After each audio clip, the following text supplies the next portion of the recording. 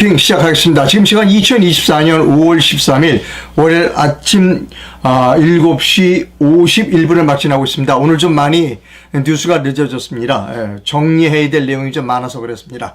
신속하게 진행하도록 하겠습니다. 언제나 마찬가지로 아직 구독을 신청하지 않으신 분들은 구독을 꼭 눌러주십시오라는 부탁에 말씀을 드립니다. 광고 먼저 하고 시작하겠습니다. 윤석열 하야를 외치지 못하는 집회와 손글씨 호소하기를 계속해야 하는가? 윤석열 퇴진해라 라고 말하지 못하는 집회, 그리고 손글씨로 제발 통촉하여 주시옵소서 라고 하는 손글씨 호소를 계속해야 하느냐 하는 것이 오늘 아침 뉴스 브리핑의 제목입니다. 먼저 아침에 들어온 소식부터 전해드리도록 하겠습니다. 추미애 관련입니다. 이재명은 추미애를 좋아합니다. 그래서 추미애를 국회의장으로 만들어주려고 하는 것 같습니다. 22대 국회 전반기 국회의장 후보 경선에 출마한 육선이 더불어민주당 추미애 당선자와 조정식 의원이 12일 어제입니다. 추 당선자로 만나서 추 당선자로 단일화했다는 겁니다. 또 다른 후보 오선 정성호 의원은 후보직에서 사퇴했습니다.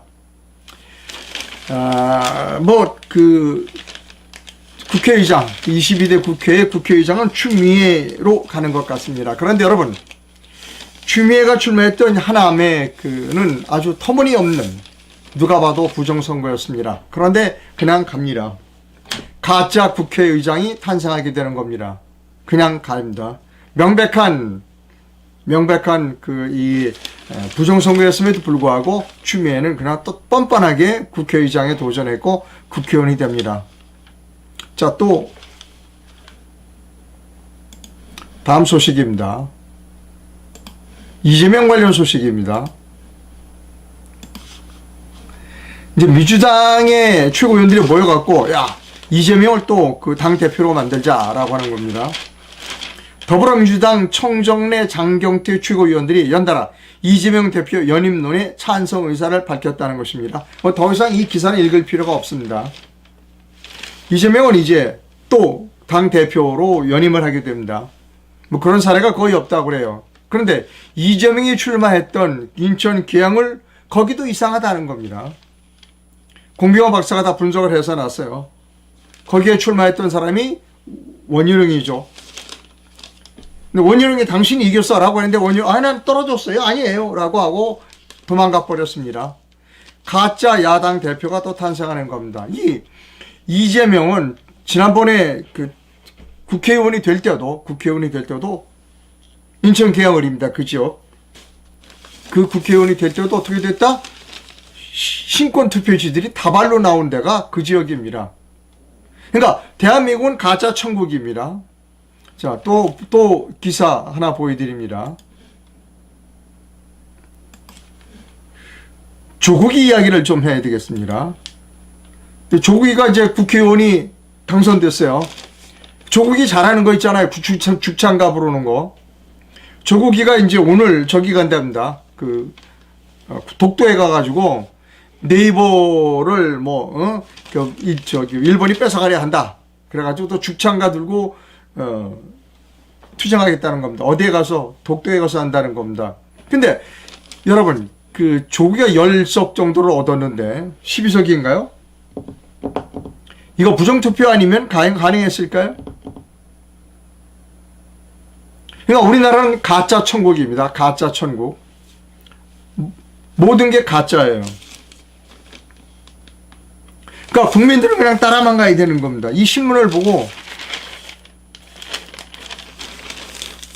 지금 대한민국에서 멀쩡한 정신으로 사는 게 좀 제 자신이 신기합니다. 모든 게 가짜예요. 저는 대통령도 가짜라고 생각합니다. 아마도 지난번 경선에서 최고 점수를 받았던 사람은 홍준표일 가능성이 있습니다. 그래도 홍준표 지금 입 다물고 있어요. 그러니까 대통령도 가짜, 국회의장도 가짜, 야당 대표도 가짜, 그 다음에 조국이 그 국회의원도 국회의원의 대부분이 다 가짜입니다. 그런데 여기서 중요한 말씀을 드려야 돼요.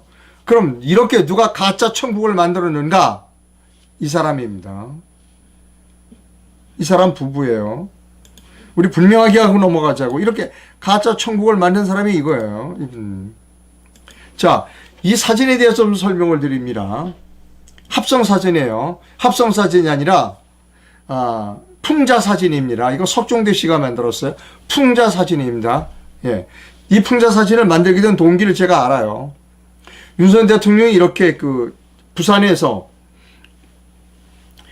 관내사전 투표, 우편 봉투 안에 관내사전 투표에 투표하는 것을 보고 제가 과연 윤석열 대통령이 국민의힘을 찍었을까? 더불어민주당을 찍었을까? 의심스럽다고 얘기를 했어요. 그랬더니 석정대 씨가 풍자사진, 여러분 이거 석정대 씨를 비난하지 마세요. 이건 풍자사진입니다. 풍자사진이에요. 트로이 목마다는 거예요. 그래서 이렇게 트로이 목마 이 사진을 여기 이렇게 가슴에 두 사람이 달고 있죠. 그리고 여기 보면 이게 이렇게 돋보기를 하고 있는데 제 더불어민주당을 찍었어요. 두 부부가 다. 여러분 오해하지 마세요. 이건 풍자 사진이에요. 가짜 사진이 아닙니다. 가짜 사진과 풍자 사진은 달라요. 가짜 사진은 누굴 속이기 위해서 가짜로 사진을 만드는 거고, 풍자 사진은 어떠한 사실을 뭐라고 그럴까요? 좀 과장돼서 얘기하는 것, 풍자해서 얘기하는 것이죠. 그래서 풍자 사진과 가짜 사진은, 이거는 가짜 사진이 아니고 풍자 사진입니다. 그러니까 만화라고 생각하시면 돼요. 만화. 자, 여기에 이 돋보기 좀 여러분 잘 안 보시겠습니다만 모두 두 부부가 모두 더불어민주당을 찍고 있어요. 1번을 찍었습니다. 왜? 지금 이런 거, 예를 들어 추미애를 국회의장으로 만들어주고, 이재명을 다시 야당 대표로 만들어주고, 조국이를 당을 열몇 석을 만들어주고 한 게 모두가 다 의도된 거라는 겁니다. 의도된 거. 윤석열이 그렇게 하지 않으려고 얼마든지 하지 않을 수 있었어요. 이번 선거에. 근데 본인이 그렇게 했어요. 그러면 뭐예요? 의도한 겁니다. 의도적으로 그렇게 만들어준 거예요. 자, 또 기사 하나 보여드립니다. 아침 뉴스 들어온 거 깜짝 놀랐어요. 이 사람이 움직인대요. 조선일보 기사입니다. 슬슬 움직이는 한동훈. 도서관에서 시민들에게 사인도 해주고 함께 사진도 찍었다는 거예요. 조선일보 기사입니다. 한동훈 전 국민의힘 비상대책위원장이 최근 공공도서관을 찾아 시민들을 만났다. 여기 사진 설명을 보면 양재 도서관이라고 그럽니다. 양재 도서관에서 골전도 이어폰을 끼고 책을 보고 있다고 그래요.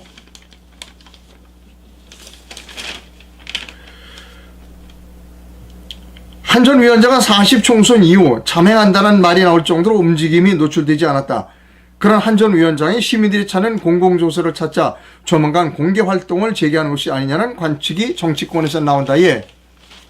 아까 말씀드린 추미애 가짜로 국회의원 만들어준 거, 이재명이 당대표 만들어주는 거, 조국이 당 만들어준 거, 그거 다 누가 했다? 한동훈이가 한 겁니다. 한동훈과 윤석열이 한 거. 여러분 착각하지 마세요. 한동훈과 윤석열이 싸운 거 있지만 이들은 한 몸체입니다. 여러분 우리가 착각하면 안 돼요. 자, 여기서 박지원 변호사가 한동훈이를 비판하는 것을 여러분께 소개해 드립니다.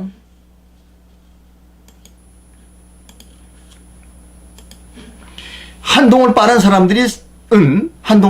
사람들은 생각이 없는 사람이다. 여기 보면, 기사에 보면 정치권에서는 한 전 위원장이 당대표 출마 가능성을 꾸준히 거론되면서 팬클럽이 있어요. 한동훈 팬클럽이 있어요. 위드 훈이. 한동훈과 함께 한다는 위드 훈이 회원수가 최근 5만 7천 명으로 늘어났대요. 계속 박지원 변호사의 비판을 읽어드립니다. 한동훈을 빠른 사람들은 생각이 없는 사람, 혹은 친중 좌파나 그 끈앞을들이다. 한동훈의 말과 행동을 보면 지지는커녕 비판을 넘어 비난하게 된다. 어떻게 저 따위로 사과하고 말할 수 있을까?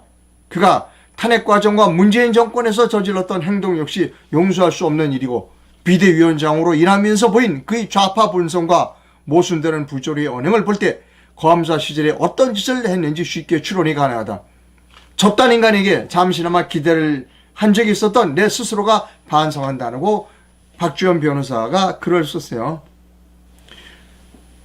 최고 주재 합영기업 대표로 했던 김산 씨가 이렇게 글을 썼습니다. 소개합니다.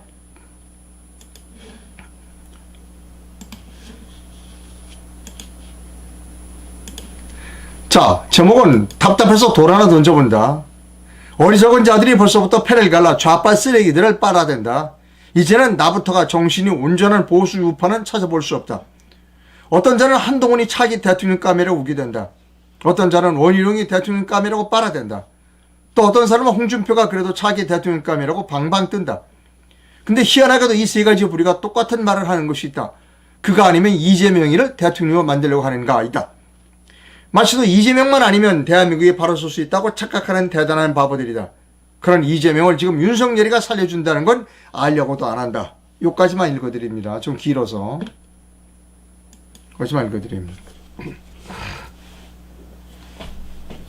자, 이제 우리의 대응이에요. 부정선거를 수사해야 된다. 그래서 4월 15일 4.15 부정선거를 수사해달라고 윤석열에게 많이 부탁을 했죠. 근데 수사 안 했어요. 그래서 4월 10일 부정선거 또 했어. 근데 똑같아. 방법이 똑같다는 거예요. 자, 제목을 제가 보여드릴게요. 다시 한번 보여드립니다.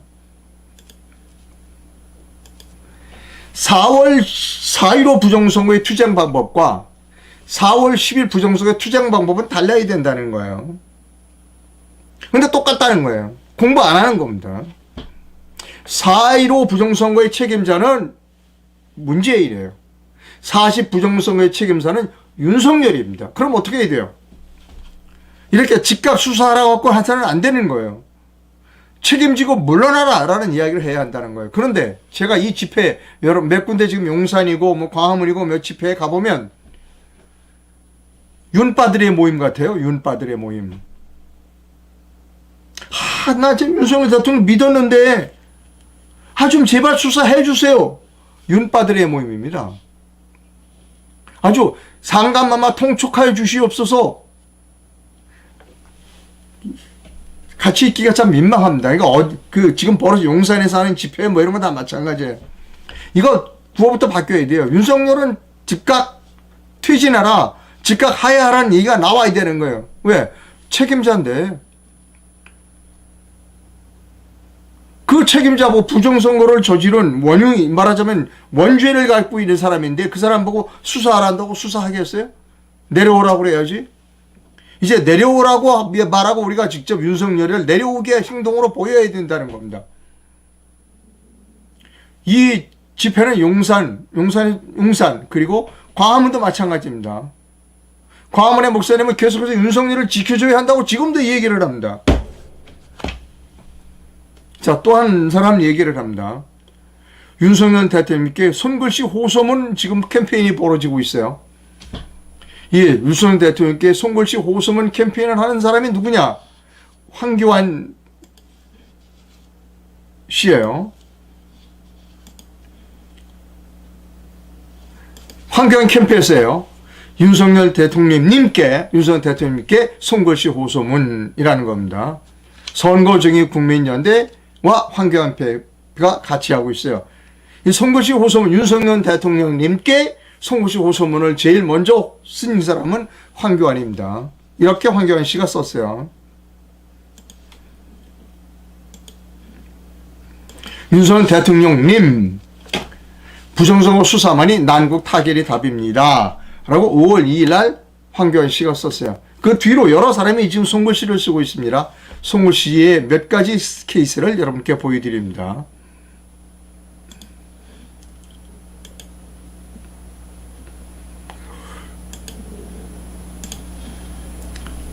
자, 읽어드립니다. 사랑하는 윤석열 대통령님께 언론만 사람들이 뭐라 해도 저는 대통령님과 김건희 여사님께서 진심으로 이 나라와 백성을 사랑하시고 헌신하신다고 생각하고 존경했습니다. 하지만 이번 차고 넘치는 부정선거의 증거들을 보며 저와 같은 일반인도 바로 아는 것을 왜 못 보시는 건지 안 보시는 건지 정말 마음이 아픕니다. 부디 이 나라를 바로 세우시어 역사의 길이 남을 존경받는 이름으로 남겨주시기를 부탁드립니다. 라고 하는 겁니다. 시간 관계상 제가 하나만 더 소개합니다. 윤석열 대통령님, 부정선거 수사 빨리 해주세요. 나라가 너무 어지러우니 국민 모두가 이리저리로 헤매고 있습니다. 우리는 대통령님을 신뢰하오니 빠른 선처 부탁드립니다. 이게 지금 황교안 씨가 하고 있는 손글씨 호소문 캠페인입니다. 이러면 이게 올바른 건가요? 자, 여기서 제가 황교안 씨 얼굴을 좀 보여드립니다. 검사 출신입니다. 그리고 법무부 장관을 했습니다.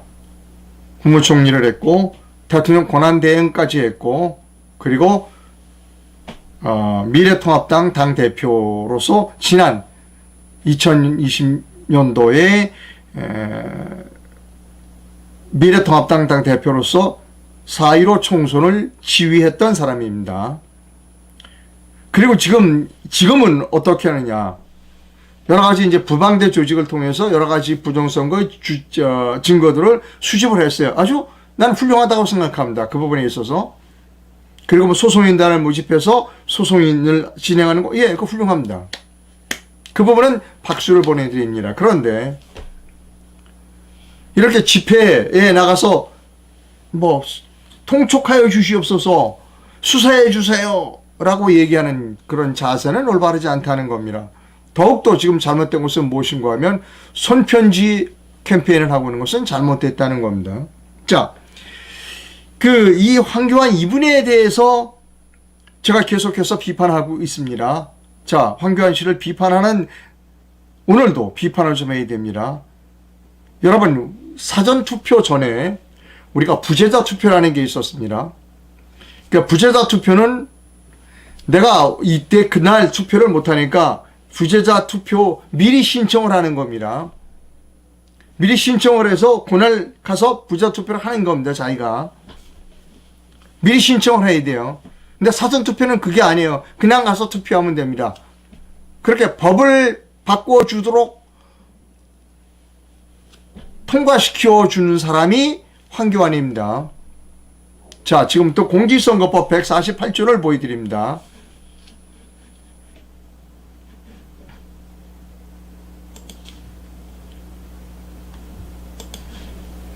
자, 공직선거법 148조. 그때까지 2020년 1월 25일에 시행된 공직선거법은 이렇습니다. 148조는 부재자 투표입니다. 자, 부재자 신고일 명부에 올라있는 선거인입니다. 그러니까 하려면 부재자 투표를 하려면 자기가 가서 신고를 해야 되는 겁니다. 그래서 부재자 투표 자기가 신고한 사람 명부에 있어야 부재자가 가능합니다. 이때는 부정선거의 여지가 없었어요. 그런데 이게 황교안 때 바뀌었어요. 2014년 1월 17일 날 공직선거 148조가 어떻게 바뀌었느냐. 부재자 투표소의 설치가 아니라 사전투표소의 설치로 바뀌었어요. 거기는 어떻게 하면 선거인 명부에 올라있는으로 바뀌었다는 겁니다. 이걸 비교했어요. 부재자 신고인 명부에 올라있는 뭐냐. 자기가 신고한 사람만 할 수 있는 거예요. 이거는 뭐냐면 선거인 명부에 올라있는 으로 바뀐 거예요. 사전투표는. 그러니까 선거인 명부에 안부도 안 보여. 그러니까 마음대로 해야지. 그러니까 사전투표 때문에 오늘날 우리나라가 이 모양이 된 거예요. 그때 누가 법무장관 했다? 황교안이 법무장관이었어요. 주무장관이 황교안입니다. 그때 이거를 왜 통과되도록 내버려뒀냐는 거예요.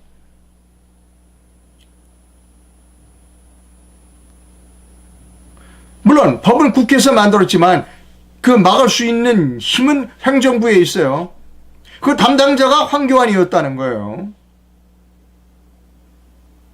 여러분, 신고인 명부에 올라가, 부재자 신고인 명부에 올라간 자기가 신고해. 나는 이번에 출장을 가니까 부재자 하겠습니다. 그래갖고 나 부산에 가서 투표할게요 라고 신고를 한 사람만 부재자 투표를 할 수 있어요. 그때 아무 문제가 없었어. 근데 이건 아니야. 아무 데나 가서 할 수 있어. 선거인 명부 보이지도 않아. 그렇게 한 사람이 그걸 그렇게 허용할 사람이 황교안이라는 거예요. 그때 거부권이라도 행사를 하도록 박근혜에게 얘기를 했었어야죠. 그때 당시 황교안입니다. 황교안이 2013년 3월 달에 법무부 장관이 됐어요. 그리고 이 법은 2014년 1월에 통과됐어요. 또 있습니다, 여러분. 우리가 전자투표하는 거를 허용한 사람이 또 누구다? 황교안이에요. 보여드릴게요. 공직선거 147조가 신설됐어요. 2015년 12월 24일 신설됐습니다. 중앙선거관리위원회는 사전투표소 통합선거인 명부로 사용하기 위한 선거 전용 통신망을 구축하여야 한다. 전자투표를 본격적으로 허용한 게 2015년 이 법입니다. 신설됐어요. 그럼 2015년 때 황교안이는 뭘 했느냐? 국무총리를 했어요.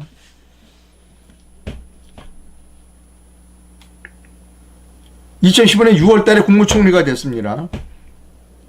그럼 결국 사전선거에 관련되어 있는 행정부 쪽 총책임자는 누구였다? 황교안이었다는 거예요. 황교안이었습니다, 여러분. 자, 좋아요. 사람이 과거에 본인이 잘못 판단하거나 뭐 어떻게 더 좋아요. 그러나 지금 행동은 똑바로 해야 한다는 거예요. 지금 이 부정선거의 주체는 윤석열이에요. 그러면 윤석열 보고 물러나라는 얘기를 해야 되는 거예요. 아니면 당신 수사받아라는 얘기를 해야 되는 겁니다. 근데 그런 얘기를 안 해요. 수사하여 주시옵소서. 수사해 주세요. 그리고 이런 거는 전혀 도움이 안 돼요, 여러분. 사랑하는 윤석열 대통령님. 이건 뭐냐면 황교안 씨가 국민을 전부 우민화로 만드는 겁니다. 황교안 씨는 지금 어떤 메시지를 국민에게 던져주고 있냐면, 여러분, 윤석열 대통령 훌륭한 사람이에요. 저 사람은 범죄를 저지른 사람이 아니에요. 그러니까 우리가 열심히 윤석열 대통령 지지하고 사랑한다 그러고, 그러니까 윤석열 대통령이 좀 수사를 해주도록 우리가 간청해야 돼요.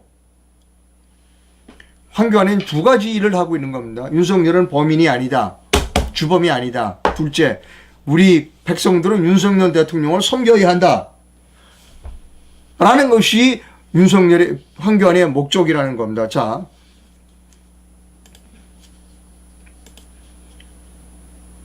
제가 여러 번 보여드렸습니다. 이대로 이들이 대선 주자로 나간다면 3년이 될지 후가 될지 지금이 될지는 모르지만 나가면 여기 지금 모두가 다 부정선거를 주장하는 사람은 없어요. 황교안 씨밖에 없어요. 그런데도 불구하고 이런 사람들이나 황교안이나 다를 게 없다는 거예요. 지금 황교안 씨는 이런 여러 경쟁자 중에서 윤석열이 자기를 선택해 주도록 윤석열에 대한 아부를 하고 있다는 겁니다, 여러분. 여러분 정확히 똑바로 아세요. 아까 손편지에서 보셨죠? 사랑하는 윤석열님, 나는 신뢰를 보냅니다. 봐요. 윤석열 대통령, 대통령님, 내가 국민들을 이렇게 착 해서 당신이 주범이 아니라고 얘기하고 타 사람들이 당신이 섬기도록 했으니 나를 경선에서 통과시켜 주세요. 나라를 대통령이 될 수 있도록 도와주세요. 라고 하는 시그널로 해석될 수도 있다는 겁니다.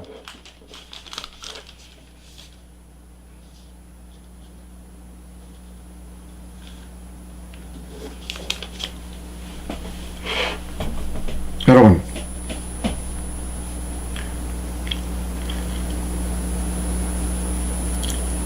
제가 너무나 황교안 씨 아픈 부분을 찔렀어요. 아니라면 황교안 씨는 올바르게 행동해야 해요. 이번 40선거의 주책임자는 윤석열입니다. 주책임자에게 저 사람은 책임자가 아니야. 그런 부정선거 주범이 아니야. 공범이 아니야. 우리 국민들은 가서 읍소해야 돼. 빌어야 돼. 라고 말하는 것이 본인 이외에 본인이 대통령 경선 후보가 되는데 그 이외에 대한민국을 위해서 무슨 도움이 되나요?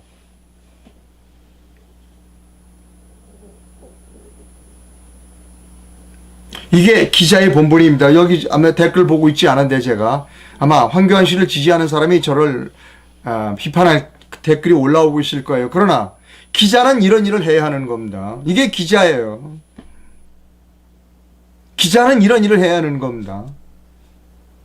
자, 그 다음에 대체목 다시 한번 보여드립니다.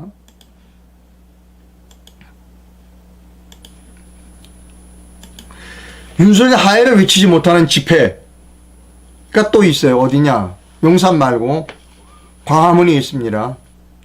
이번 토요일이나 지난 토요일 주말에는 광화문에서 집회가 없었어요. 다음번 집회, 이번 토요일 집회 주말에 이번 주말에 광화문에서 집회가 열리면 목사님의 발언 내용을 제가 잘 메모해서 분석해서 비판하도록 하겠습니다. 그게 기자입니다. 그게 기자예요. 결론을 말씀드리면 4월 10일 부정선거의 최종 책임자는 윤석열이다. 윤석열은 이것이 부정선거임을 알고 있었고 그것을 기획한 기획자다. 따라서 윤석열은 물러나라, 하야하야라고 주장해야 한다. 성표시 따위 이런 걸 써서는 안 된다는 겁니다. 선거가 끝나서 저는 후원을 받을 수 있습니다. 국내에서 후원해주실 분은 기업은행 계좌를 이용해서 저를 후원해 줄 수 있고 해외에서 후원해 주실 분은 페이팔 계좌를 이용하실 수 있습니다. 회원 가입은 영상 하단에서 해 주실 수 있습니다. 댓글이 들어왔는지를 좀 살펴보겠습니다. 아마 황교안 씨 지지자는 저에게 댓글을 좀 많이 보냈을 것 같아요. 한번 살펴보도록 하겠습니다.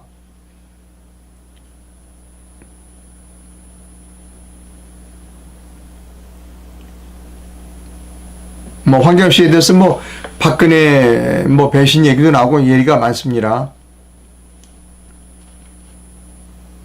수사하라. 집회는 우물한 개구리다. 예, 그렇게 돼서는 안 된다는 거예요. 거듭 말씀드리면 그 집회 가면 윤빠들 경진대회 하는 것 같아요.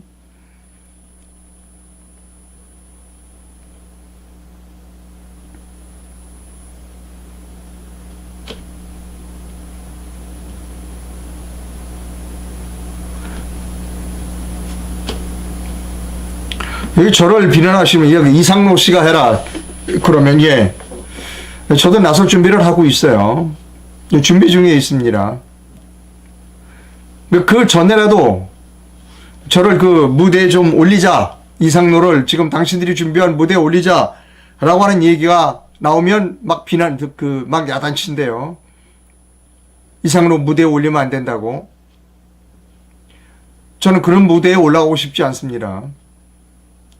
저는 윤석열 하야하라 라는 무대에는 올라갈 겁니다. 퇴진하라. 하지만 수사해 주세요. 통촉하여 주시옵소서. 이런 무대에는 올라가지 않습니다. 그것은 올바른 방법이 아니기 때문입니다. 저처럼 이렇게 유튜브를 통해서나 의견을 말하는 사람, 그리고 무대에 올라가는 사람은 책임을 져야 합니다. 저는 하야하라, 물러나라 라고 하는 것이 정답이라는 것입니다. 예, 저도 준비하고 있습니다.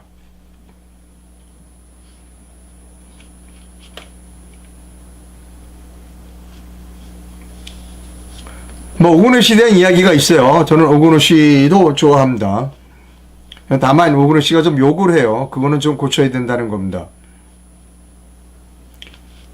오근우 씨가 욕을 하는 것을 빼면 오근우 씨의 주장은 거의 사실이고 앞서가는 견해가 많다는 겁니다.